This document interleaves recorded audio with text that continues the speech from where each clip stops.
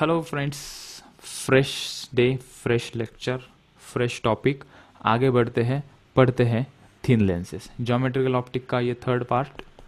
पहला पार्ट था रिफ्लेक्शन, दूसरा पार्ट था रिफ्रैक्शन, तीसरा पार्ट है थिन लेंसेज। इसके बाद और एक चीज़ बाकी रहेगी, ऑप्टिकल इंस्ट्रूमेंट, माइक्रोस्कोप और टेलीस्कोप, वो हम देखेंगे। ठीक है, बेसिक सी बातें हैं, आसानी है समझना।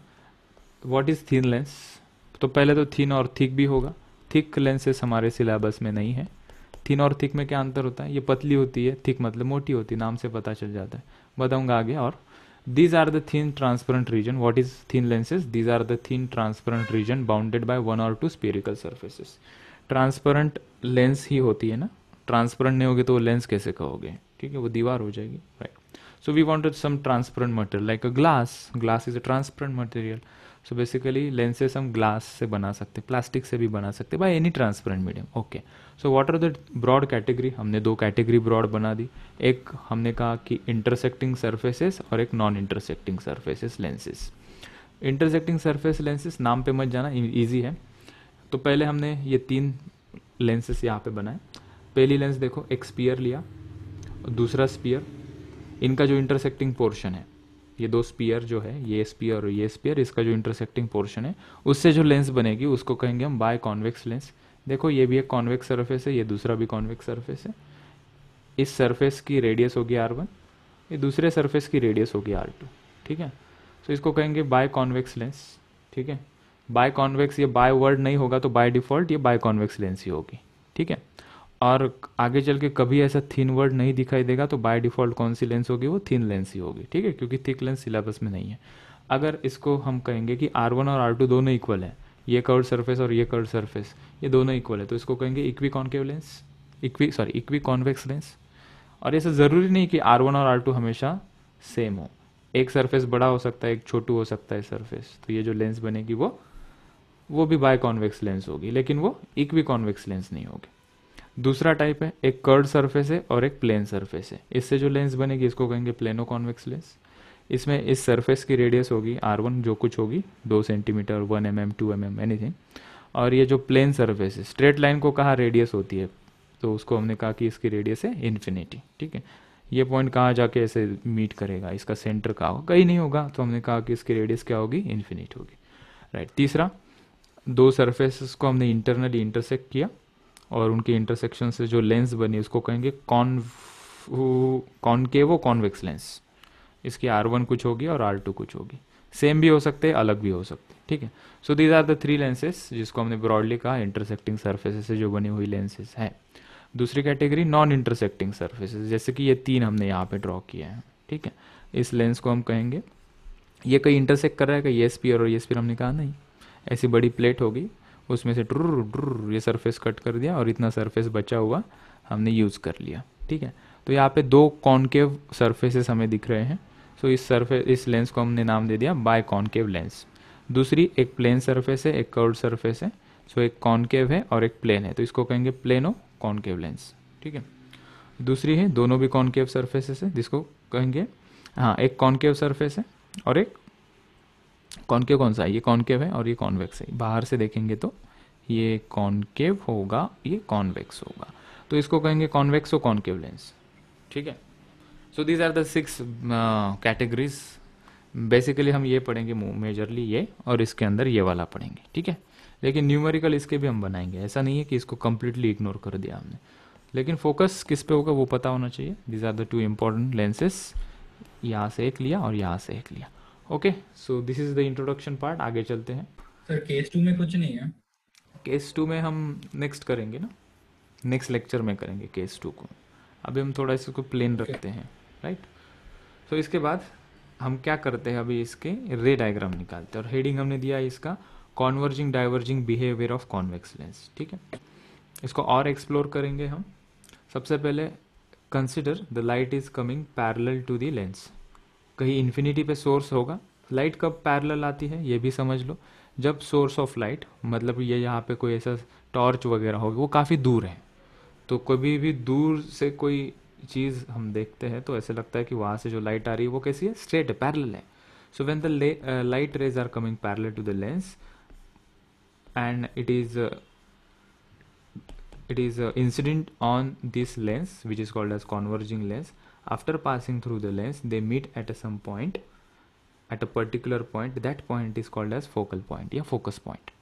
उसका डिस्टेंस और ये जो ऑप्टिकल सेंटर है उससे जो डिस्टेंस होगा उसको हम कहेंगे focal length. What is optical centre वो हम आगे चल के और डिटेल में देखेंगे. इसका मान लो कि ये लेंस का कोई सेंटर होता है प्रिंसिपल एक्सिस पे, वहाँ से ये पॉइंट का जो डिस्टेंस है उसको कहेंगे हम फोकल लेंथ. सिमिलरली ये केस के लिए भी देखो, ये प्लेनो कॉन्वेक्स लेंस है. टॉइंग टॉइंग टॉइंग टॉइंग टॉइंग टॉइंग. So light are meeting at particular point. यहाँ पे भी टॉइंग टॉइंग टॉइंग टॉइंग टॉइंग टॉइंग. ठीक है. So the light are meeting at particular point. उस पॉइंट को कहेंगे हम फोकल पॉइंट. ठीक है. इसका और भी एक केस होता है, जैसे कि यहाँ पे रेयर मीडियम है और अंदर डेंसर मीडियम है. तो अगर surrounding medium is more denser than the lens का मीडियम, सो मीडियम रेयर हो जाएगा.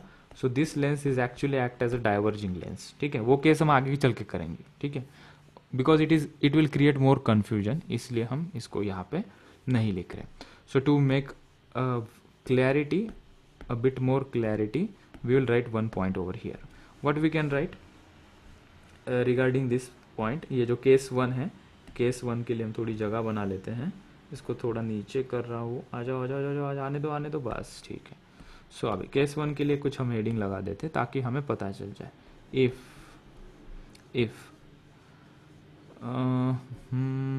Mu L is greater than mu s, then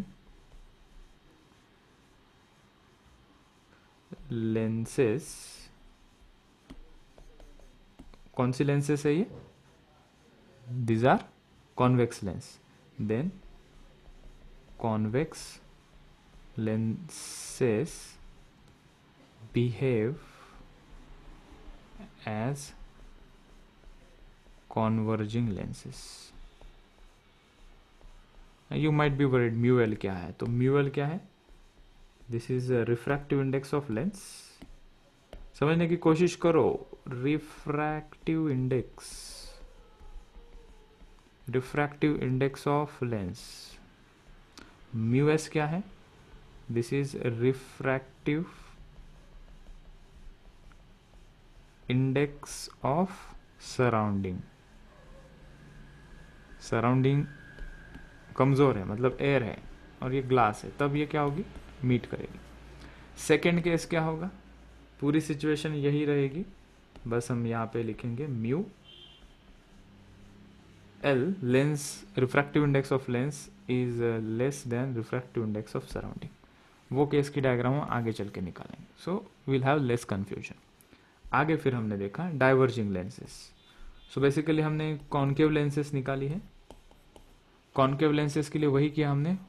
source से अगर लाइट पैरेलल आती है, लेंस को भिड़ने के बाद वो डाइवर्ज हो जाएगी. तीनों केसेस में वही होगा. तीनों केसेस में क्या होगा? वही होगा. ठीक है.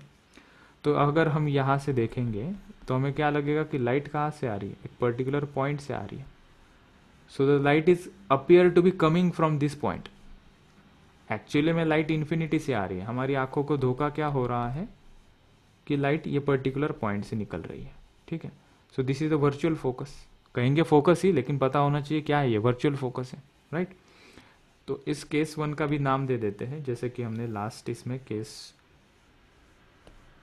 1 को नाम दिया था. इसका भी नाम ले लो कुछ.